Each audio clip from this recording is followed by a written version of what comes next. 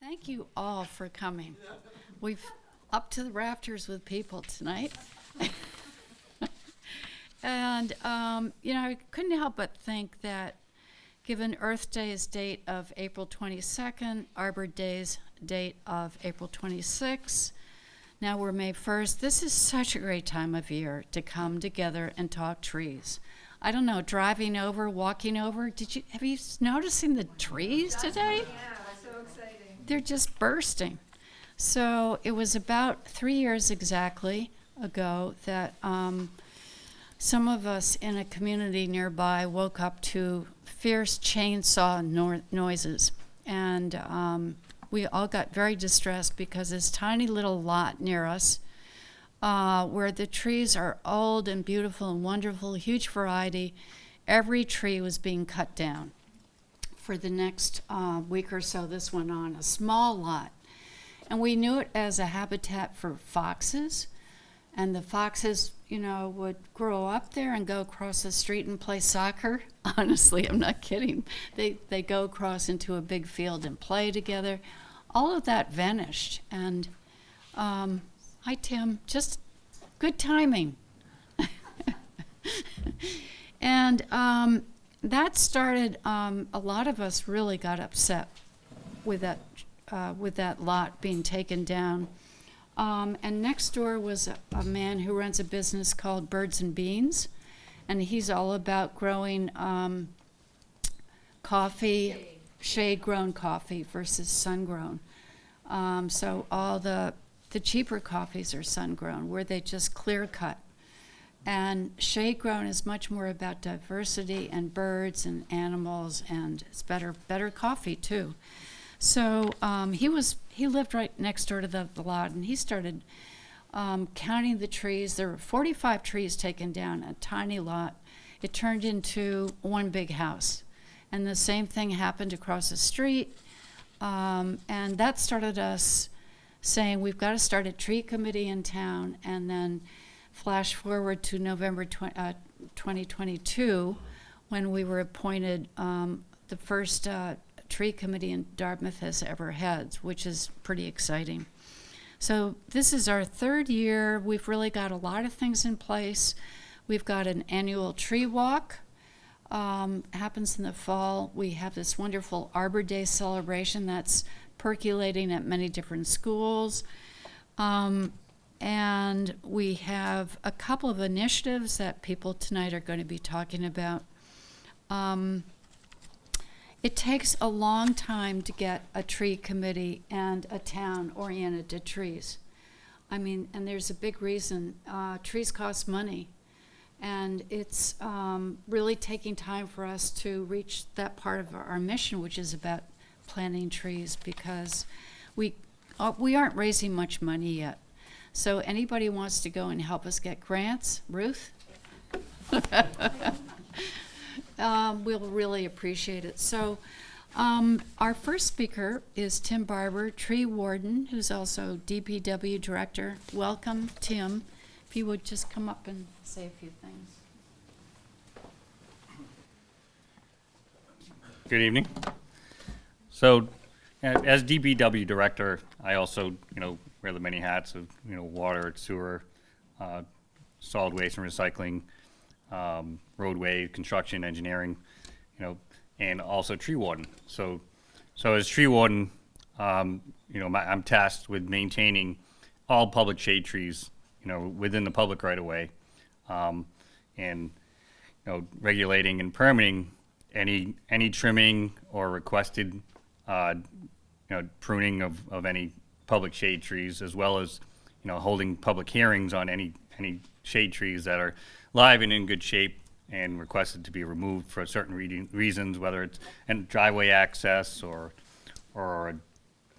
development, roadway access, site distancing for safety.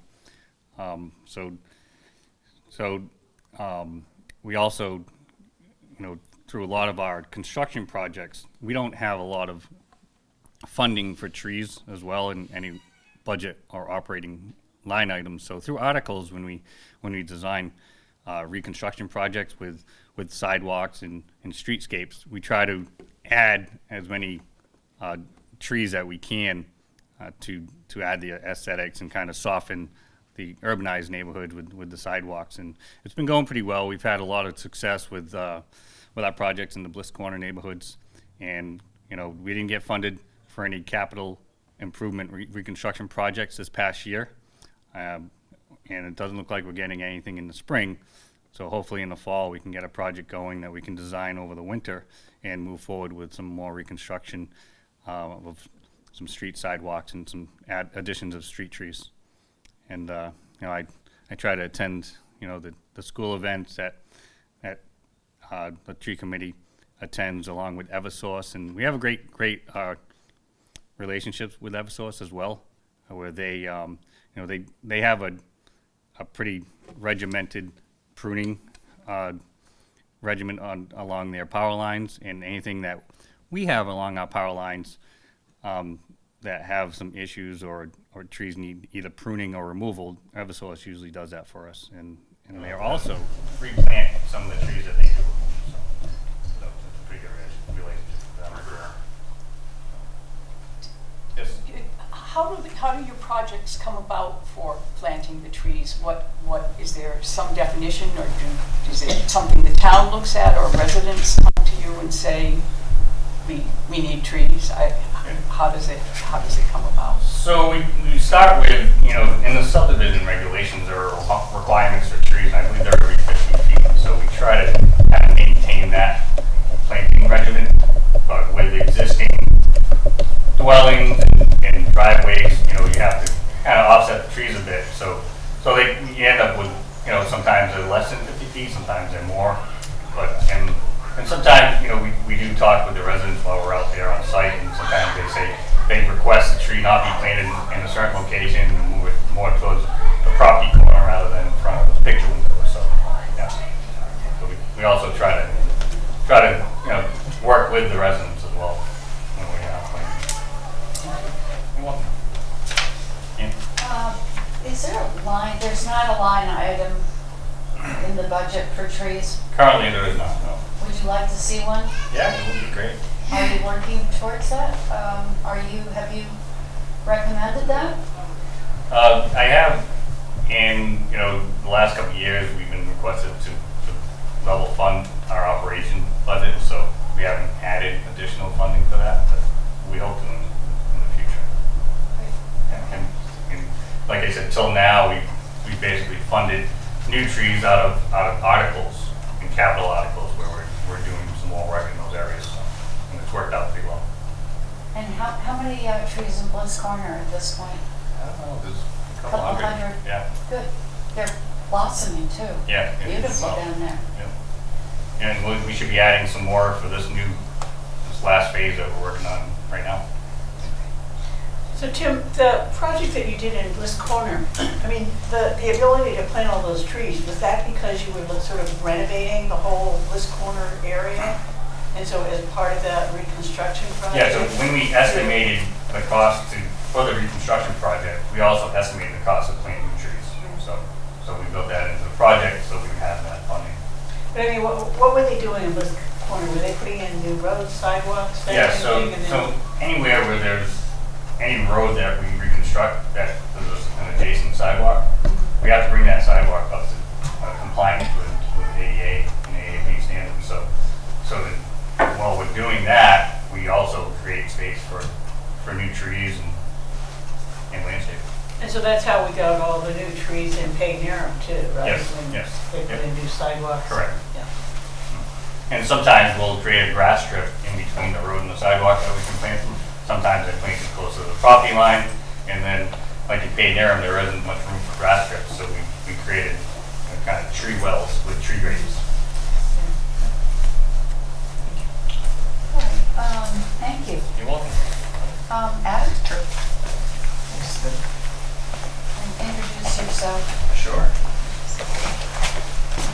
Hey, everybody. So Adam Hill, assistant principal at DeMello Elementary School, and it's our second year being back here. Certainly, we look forward to coming back. This is a great opportunity for us to talk a little bit about Arbor Day and what we have planning at DeMello. last year, working closely with Eversource, working closely with Ann and Sarah, we really planned a really nice Arbor Day ceremony where it was student-driven. Our student council members, 4th and 5th, really took the time to research trees that Eversource was donating. That was our 5th graders, and our 4th graders actually put together some poems, and we had some town members. I think Tim, you had joined us. If you're available Friday at 1:45, we'd love to have you. But it was really nice, not only for our 4th and 5th graders, but also for the entire school, for students just to see, just to hear the history of Arbor Day, what it means, for us to talk about the importance of, nature and preserving nature and what it means, what trees mean. As our kids are outside on the playground, a lot of times we have these beautiful trees, but they're out there picking the bark, so it's like, well, wait a minute, what is the purpose of bark? The trees are really, really important for us. And so it was just a really nice opportunity for us as a school to come together and just talk about the message of Arbor Day, the importance of, preserving, taking care of our environment. So, overall, I thought it was a really, really nice success. We had these wonderful saplings that were donated by Eversource, and so the kids, the 4th and 5th graders, were really excited to come home with them. We gave instructions, and they took them home, and hopefully they're doing okay. We had extras. Staff members are really thrilled to take them home, myself included, and Miss Coria. I think Miss Coria's still look much better than mine, but things to learn.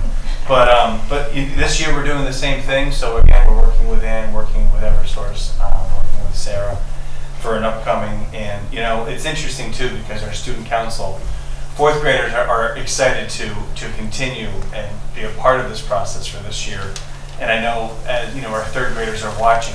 It's motivating for them to join student council to do this. So our 4th and 5th will be outside, on Friday. They'll have the shovels. They'll be digging in 2 dogwood trees that are being donated. We've selected an area right in front so that as Dartmouth members are driving by, they'll see beautiful dogwoods bloom. I'm not sure what color they'll be, white, pink, or whatnot, but we're excited. One of each, a Potter. One of each? See, that's going to be amazing. So it'll really bring out the beauty of DeMello.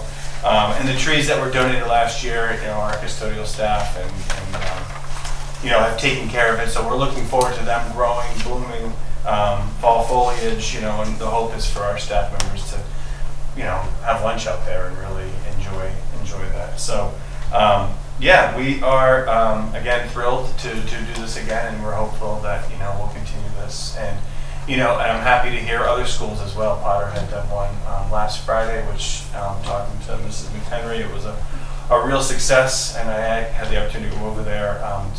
We're getting kindergarten next year, so we're excited about that. And I saw the trees, and the trees look really nice where they're planted in the playground, and that's a nice addition to Potter. So that's what we're doing. Thank you. Excited, so. All right. Sarah. Great. Well, it's thanks to nice people and open-minded people like Adam and Ms. Correa at DeMello, and then also the nice team at Potter, that we're able to meet our goal, which is really education. We're really trying to encourage young people to get involved with and care about trees and know more about trees and be more interested in trees all around. So Arbor Day is an excellent opportunity to collaborate with schools and to engage students in a really meaningful way where they can do some research, present some findings, and celebrate trees. And then we've been so lucky to have this partnership with Eversource. Some of our wonderful Dartmouth Tree Committee members knew that Eversource is enthusiastic about donating trees, both nice big saplings and then teeny little seedlings for the students to take home. So our long-term goal is to get all the Dartmouth schools involved. We'd really like to work with Quinn, the 3rd elementary school, and then also middle school and high school eventually, so that every graduating senior or 5th grader or whatever is taking home a tree for Arbor Day. So that would be terrific. And so far, the celebrations have been really successful. DeMello was great last year, thanks to the hard work of Adam and all the faculty there who we met with several times, and again with Potter, and everyone's all in for trees. So I think it's just a great opportunity for students. And last year we got coverage again, like today, with Dartmouth Week Today and Dartmouth Cable TV, which we really appreciate, to spread the word. And as Adam mentioned, this year it'll be 4 dogwoods total, but hundreds of seedlings going home with the students. And who knows how many trees 20, 25 years from now will be sprouting around Dartmouth thanks to Arbor Day. We've had a conservative estimate at least 300 students so far taking home seedlings, or by the end of tomorrow taking home seedlings. And we really just hope that this tradition continues, and the Dartmouth Tree Committee will play a role in cultivating a new generation of tree lovers in the process.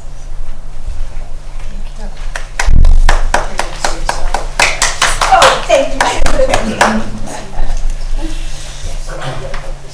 I'm Adam Correa. I'm the newest Dartmouth Tree Committee member. Very happy to be part of the team. And a passionate biophile. So I came to a meeting for the Dartmouth Tree Committee and let it slip that I know a little bit about GIS, and now I am going to be using that. So it'd be very exciting. So I think, going probably to head the tree inventory initiative, so I didn't really even know what a tree inventory was when I first came, and when I first understood what it was, I was like, oh, why is that really interesting? And I thought about it more and more, and it became really, really interesting and useful to me for, I think, many people. So tree inventory is when you have maybe a map, or even just the data of all the trees, all the street trees, all the trees that Tim is charged with taking care of. And so this could be useful for a lot of things as we move into the age of climate change and things of that nature. People are becoming more and more concerned with things like heat domes, where is there shade, where is there not, pathogens, insects, all of these kind of threats that we may be facing could be problematic. And so when we have a map, when we have the locations, the age of the trees, how high they are, and things for like shade, how broad they are, how much of the street is shaded, we can get a better understanding of where we might want to plant trees and which areas we may want to spend a little more time caring for trees. So if we have one neighborhood that has a bunch of trees that are very old, we know that we need to plan to replace them. And I don't know what we're going to do with this quite yet. This is at the very beginning, but I see lots of other towns. Some of my favorites are Portland and New York City. I know those are cities, but there are smaller towns, even in Massachusetts, that are doing this. But the New York City and the Portland ones, if you just look up the tree inventory map of those two cities and just follow all the stuff they have in this wonderful interactive maps that's open to the public. Every tree, you can click on it, has a picture of the tree, tells you a little bit about the species, how old the tree is, its girth, basically. And it's really wonderful just to have that for educational purposes. So if people want to learn about trees and how to identify them, they can do that. I can imagine educators being like, go on a scavenger hunt, and not just for the trees, but this links into some of the ecosystem services that we might talk about with the trees, like which trees provide good habitat for which birds or other animals. So you could, even college kids, you could say, go find this type of bird, and here's a map to help you, but it's not a map of where the birds live necessarily, but where the trees that are good, suitable habitat for them. All sorts of educational possibilities. There's also, most of these towns are partnering with a tool that the U.S. Forest Service uses to provide a dollar valuation for the services that the trees provide. So most of the time when you go to these inventory maps, the first thing that you see is like, how much is this tree worth? And that is linked to things like flood amelioration or prevention and pollution, because trees do absorb some of the pollution and other things like that. So those are some of the probably more practical things that some people would be interested in. Also, For the litigious-minded, this can provide benefits to the town or anybody who's responsible for the safety of people. People can report trees as being dangerous, and just by clicking, you know, this tree is dangerous. And so I've noticed a couple trees, and I don't even know how to report them. I know one that has a particular type of fungus that eats the heartwood of the tree, and I can almost fit into the tree at this point. But I don't know how to report it, but if I had an app, I would just click on it and send it off, and maybe the DPW could send somebody down to check it out. So these are some of the things about a tree inventory and some of the reasons why I started getting really interested in it. I'm really interested in nature and really interested in education, so I kind of spoke to those things. So we're going to have a pilot. We are partnering with UMass Dartmouth, Steve Lorenz, as part of this, but we will be looking for volunteers to help us take 2 or 3 sites, and we will take some basic measurements of the trees. So I will have to find some people who can help out with identifying tree species, and we'll measure how the girth of the tree, the species, and maybe we can get some age estimation and canopy height, whether that's from satellite data or if we can actually measure that. And we'll put that into a database, and the goal of this will be to show that it's possible to get familiar with the tools so that we can do a complete inventory for the whole town, but also the UMass Dartmouth aspect of it depends on what the students are interested in, but there's lots of possibilities there, especially if we're going to choose 2 or 3 sites. We can compare, here's what we expect the temperatures to be over here by the mall, say, where there's very few trees, and here's what the temperature might be over here where there's lots of shade. So you can sort of compare and show why it's needed. So yeah, I'm really excited about that, and I hope to speak more and gather some more information from people who might be interested, especially people who are interested in tree, who have some knowledge in tree identification, but anybody who would be interested in volunteering to come out and help with this project, the pilot. That'd be wonderful. Just get in contact with the Dartmouth Tree Committee. Yes? So when you do the inventory, well, the pilot, I guess, do you anticipate that the inventory is just going to be on street trees? I mean, you're not going to go back into people's private property, are you? Yeah, I would imagine that would be not practical to get done, both because there's so many trees, but also because to get permission to go on everyone's property would require everyone's permission. So yeah, right now we're just focused on street trees. I hope that also includes public parks, but that at least partially depends on how many people we have volunteer. Basically town trees, street trees, or could be public property. Yes. Yes. Yes. For the pilot, you were talking about comparing 2 segments. Are you still thinking of doing that, and why would you do it that way?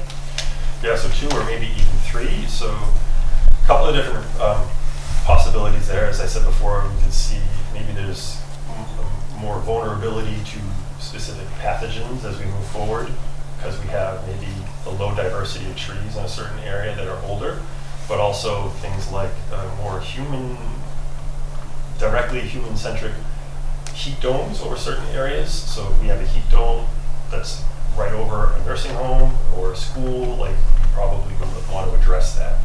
And so a good idea also is just to, if we take areas of equal area and we put it into the ecosystem services valuation, you can see how one area has a lot of value in trees and one doesn't. And so we could also increase the value of the trees that are there and the services that they're providing. Great.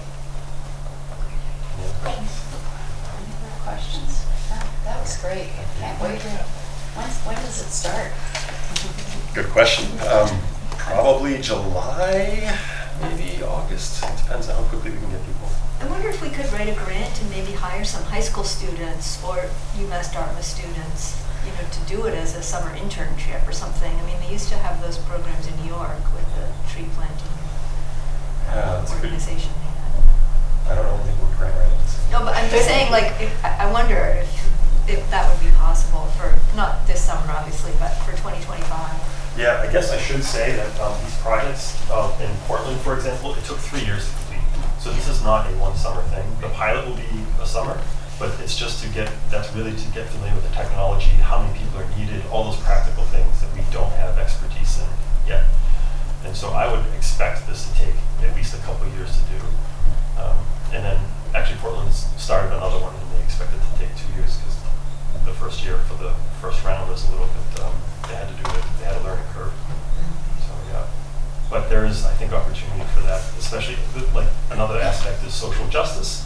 Absolutely. So if there's a heat dome or sort of lower income or other types of areas that are traditionally ignored, there are certainly grants out there that reflect that are interested in that sort of thing.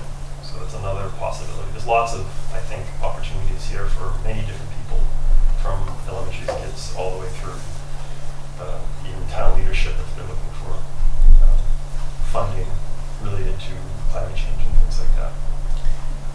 For the pilots that you're talking about doing with UMass Dartmouth, do you anticipate that the students will be the people doing inventory, or you'll have to get other people as well? Yeah, so I am looking for Dartmouth citizens to volunteer for the actual inventory, and we'll probably use mobile phones, so it won't be that challenging. The challenging part will be more identifying tree species and things. The partnership with UMass Dartmouth, they're going to take the data that we collect, and as we talk about 2 or 3 different areas, they're going to be doing something with that. They may be comparing the different areas in the ways that I talked about. They may run scenarios into the future and say, okay, what's the vulnerability? There's vulnerability to flood because all of these trees don't have very much foliage, or there's not enough trees, and there's not enough entrapment of the water. So it depends on the interests of the students. So we are still in the early stages of talking with them, but they're going to be doing more analysis and probably some sort of interactive map at the end as a final product. Yes. Regarding tree identification, have you contacted any local nurseries or landscaping groups that would certainly be good at that? Yeah, this is very early stages, so I want to throw a net out tonight and then start talking to specific people I know, like the DNRT, for example, and I forget if it was them or Westport Land Trust. They just did a winter tree ID walk with a wonderful guide who definitely knows her stuff, so I'll probably reach out in the next week or 2. Great, thank you. All right, thank you.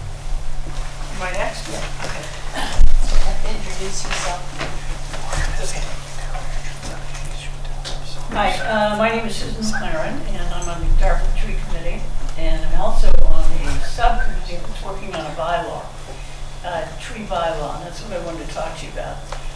It's not a very exciting subject following the idea of doing an inventory, but it's important. So we have a small group, myself and Vic Maley and Andrea Langhauser, who have been doing a lot of research looking at what other towns are doing in the way of a tree bylaw and what provisions might make sense for Dartmouth and what we think we might want to do here. So we've done a lot of research and we've pulled together some recommendations, and I just want to tell you a little bit tonight about what some of the recommendations are. For starters, we believe that trees are a valuable asset for our community and that a lot more needs to be done to promote the planting and protection of trees throughout the town. And that's basically the rationale for even doing a bylaw in the first place. So by way of background, you've heard us talk about Chapter 87, and that is the public shade tree law that applies statewide in Massachusetts. And that law applies to how it offers protection to roadside trees, essentially, trees in the public way and the boundaries of roads. It does not apply to state roads, however.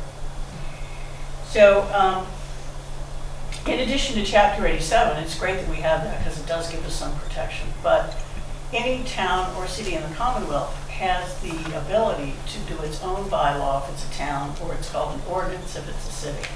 And those two terms are sort of interchangeable, but they mean essentially the same thing.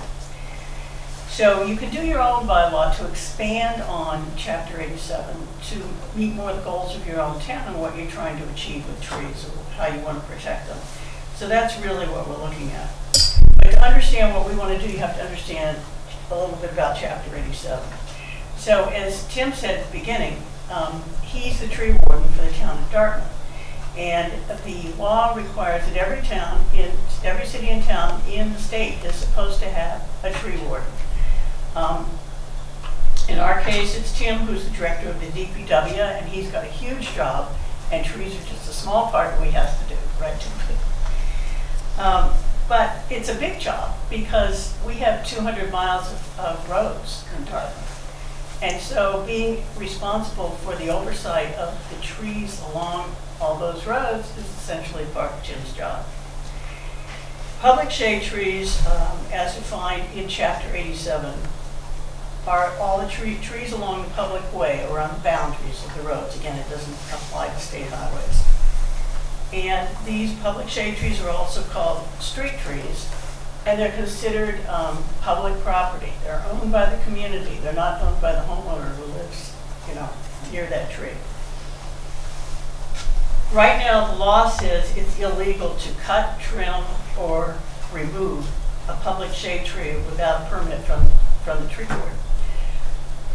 Most people, I would say in town, don't really know about this law. They don't pay a lot of attention to it. And so we have people taking down trees when they shouldn't. And this is what we would like to try to prevent.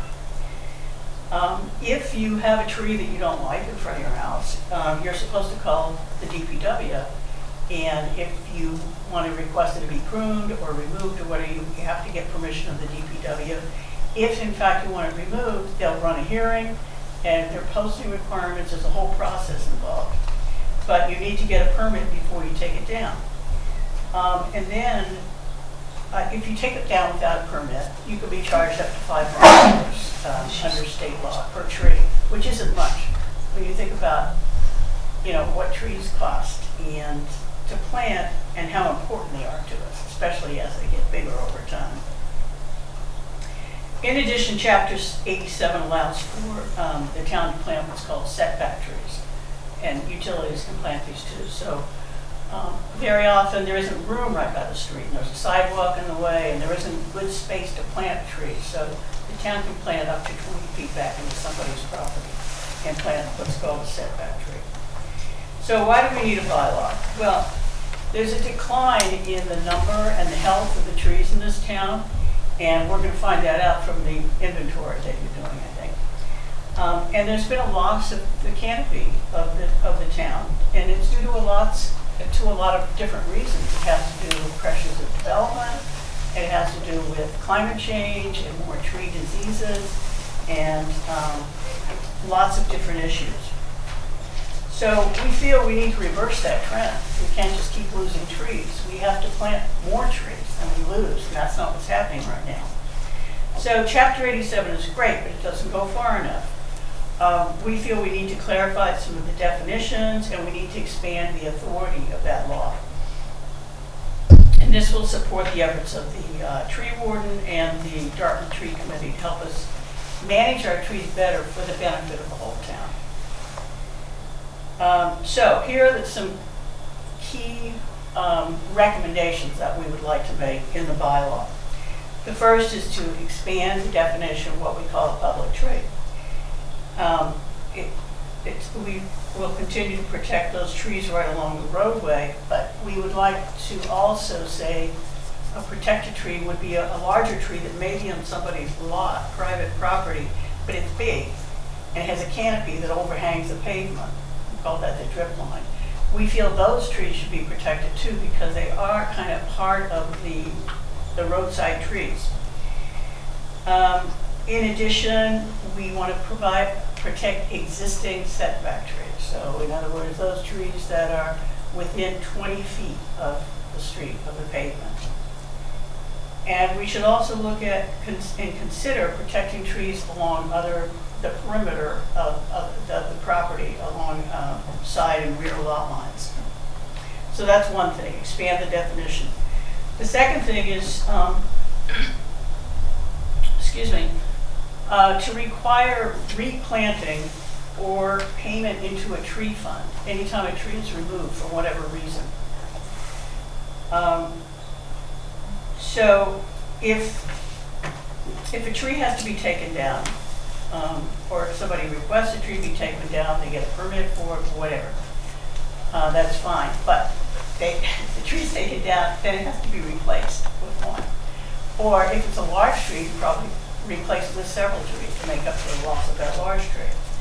And if there isn't space to plant, or it's not practical to do that, then the alternative is to pay for the value, get that tree appraised, and pay for the value of that tree into a tree fund for the town. So that's called mitigation, and that's something else that we think is important to have in the tree bylaw. Susan, are there towns in the Commonwealth that have that? Yes. Oh, Yes. that's great. Yeah, we've done a lot of research, and there are like 301 towns, cities and towns of the Commonwealth, and we found about 50 that have some version of a tree bylaw. Some of them are very sophisticated, very detailed, and very stringent. And some of them are very kind of mild. But I mean the one And everything in between. specifically paying into a tree fund. Yes, oh yeah, absolutely. That's very common. Oh, interesting. Yeah. So that is another one of the recommendations we have then, that we create a dedicated tree fund. So that could include, the money for that would come from donations that people make, that would want to donate to trees for the town, fines that people might have to pay, and possibly also grant funds and money that we would hope we get someday from the town budget. But those funds would then be dedicated to the care, protection, and planting of trees. And right now, no such fund exists. Another thing we feel we should do is impose fines for violating provisions of the bylaw. And that more or less is to act as a, not to make a lot of money, but to act more as a deterrent so that people follow the permitting process and don't, just willy-nilly destroy the trees in town. So that would be in addition to the $500 that we could charge currently under Chapter 87. So the fifth thing that we want to recommend is that there should be some protection for trees during construction in certain situations. And there are three situations. Excuse me. One is if you're building on a vacant lot. The second is if you're demolishing an existing structure. And the third is if you're expanding the footprint of your house or building or whatever by more than 50%. In those three situations, sorry, allergies. In those three situations, we would like the applicant, when somebody's applying for building permit, to submit a tree inventory of the property, show where all the trees are, and show what measures are being taken to protect those trees. And any trees that have to be taken down, if they're, a substantial size, they either have to be replaced, or again, the value of the tree has to be paid into a tree fund. So those are, I just quickly ran through 5 sort of key recommendations of things that we think should be included in a tree bylaw. Again, what we're trying to do is protect the trees of this town, the canopy of this town, and get people to comply with that for the good of everybody, because of, trees are so important and getting more so all the time because of climate change issues. So where we are now is we have these recommendations, and we've been reviewing them with different town boards and key stakeholders, and we need to continue to do that and get input from people. And we're in the process of drafting the actual language of the bylaw, and we need actually to discuss it, I think, more in public at large, and get a lot of input from a lot of people. And if all goes well, we'd like to take it to the town meeting for a vote in the fall. So that's where we are. Wow, amazing work. So, I was curious how the trees are valued. How are trees valued? Well, you can actually hire an appraiser to do that. But I think there are a lot of different ways to do it. We probably have to get outside help with that.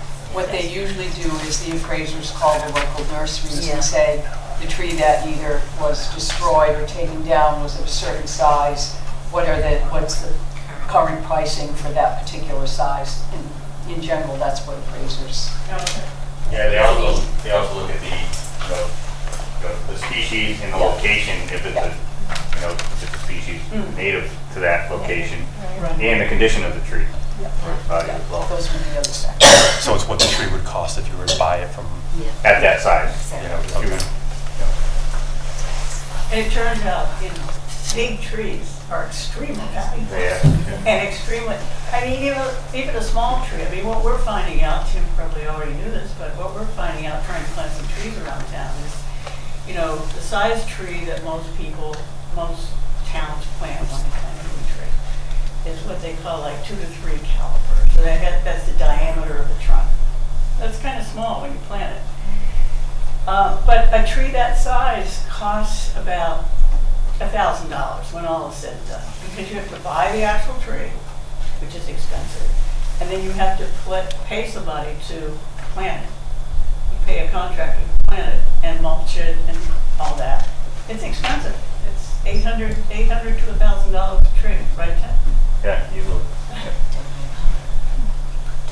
So, any other questions? Well, do you think this is a good thing? Yes, Absolutely. Thank you. Necessary. With your support, we will carry on. Thank you. Should we write letters to the town council? What should we do? Select people? Yeah, at some point we might have a letter writing campaign. We're not there yet. So you can see how many initiatives have started up, and they're really important initiatives. This town, I was going through a to-do list today, and so much of what we started out to do 3 years ago, we're checking off, at least getting it going. I wanted to mention a couple of things I left off. The fall walk, we think, is going to take place at Dartmouth Town Forest. And there's this guy, Mike Labossiere, who's on the board of DNRT, or was, who knows the town forest very well. And he's taking a couple of us out in 2 weeks to go around it. That fall walk will be September 22nd. And we hope to leave from the North Dartmouth Library and cut through on a trail there. We've already done this walk with him. It's really interesting. It's not necessarily specific trees, but it's more things that are going on in that forest. The history of the town forest is kind of interesting. Another initiative is the Adopted Tree initiative, which New Bedford is doing really, really well. We're going to be asking the town for $30,000 and preparing Newtown, because we're going to go in front of town meeting in September to help us pay for the expense of planting trees, and we will ask residents as well for to help fund that. So there are many things going on. I know I want to keep this meeting short. Let's see, any questions? I want to say to anybody listening and watching this, we really do need volunteer help. When the Adopted Tree program, inventory program gets going, if you go find us on Facebook, please join us there, or we have a website on the town website, find us there and volunteer. It can be a very, occasional volunteer. It's not going to take up a whole lot of your time. Thank you all for coming, and plant a tree, plant many trees this year. Thank you.